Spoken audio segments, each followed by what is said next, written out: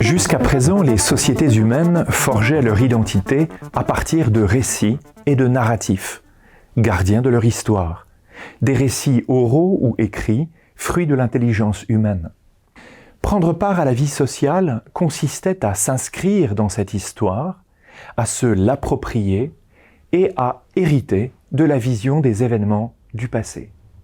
Au fil des siècles, l'humanité est passée de la tradition orale et de la mémoire de paroles, la logosphère, à la production de textes, la graphosphère, puis de sons, d'images et de vidéos, la vidéosphère.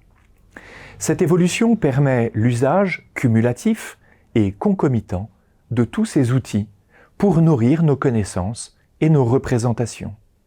L'apparition de l'Internet est comparable à l'accès inédit à une gigantesque mémoire globale qui concurrence les canaux traditionnels de transmission. La mémoire du sens n'est plus transmise par les aïeux, les familles ou autres groupes de sociabilité. Elle se construit et se diffuse dans un cyberespace gardien des données de la famille humaine. Aujourd'hui, l'intelligence artificielle facilite l'orientation des utilisateurs dans une telle masse de données au moyen d'algorithmes de recommandation et donc de sélection. À ce stade, les usages les plus répandus de l'intelligence artificielle appartiennent à l'environnement publicitaire et médiatique. Il s'agit de recommandations de type publicitaire vers des textes, des images, du son et de la vidéo.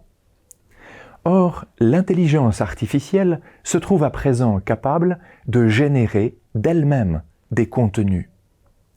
Ces contenus, en venant prendre place dans la gigantesque base de données accessible, l'accroissent d'autant et transforment la mémoire commune, jadis régulée par les groupes sociaux.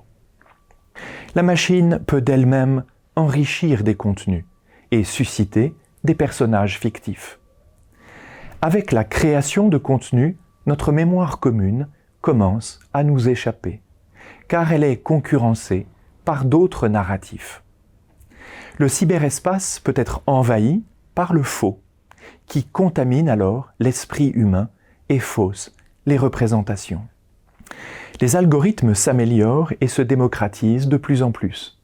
À mesure que les outils génératifs de textes, d'images, deviennent de plus en plus sophistiqués, nous parlons ici d'algorithmes tels que les GPT-3, DALL-E 2, Imagen, Copilot, l'Internet sera dépassé, disons englouti, par des contenus d'origine non humaine.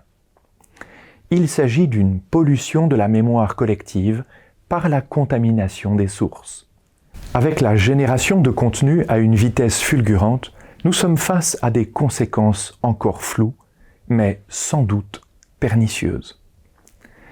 Si les utilisateurs des technologies numériques ne prennent pas le temps d'identifier et de critiquer les sources, ils adopteront aveuglément des messages douteux et toxiques. Les algorithmes de recommandation des agrégateurs de médias sociaux couplent la rentabilité et l'excentricité qui captent l'attention. Tout progrès technique a sa partie négative en termes de pollution. La pollution par l'intelligence artificielle est psychique, avec l'indistinction humain-non humain.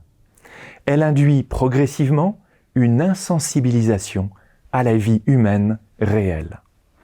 À mesure que les modèles génératifs gagneront en maturité, les modèles discriminants des plateformes tels que Meta, TikTok, Twitter ne pourront pas distinguer un contenu généré par l'intelligence artificielle du contenu généré par l'homme.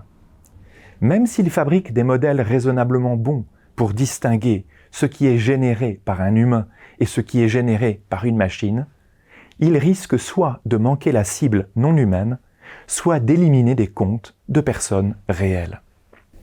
La démocratisation de la génération de contenu à grande vitesse fournit les clés d'une boîte de Pandore à laquelle les opinions ne sont pas préparées.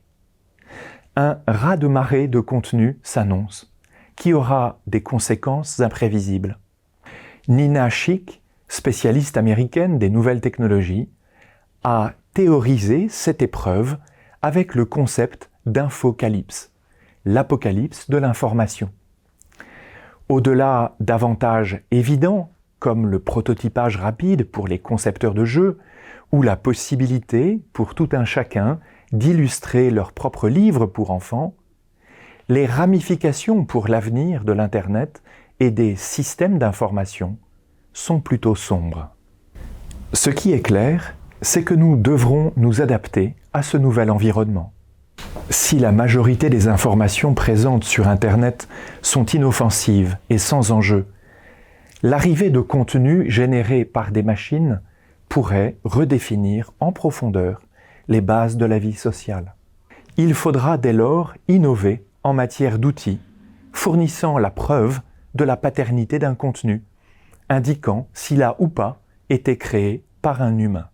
Et il faudra aussi préserver et intensifier la qualité des relations humaines, des rencontres interpersonnelles, sans intermédiation technique, qui reste le terreau vital de la confiance.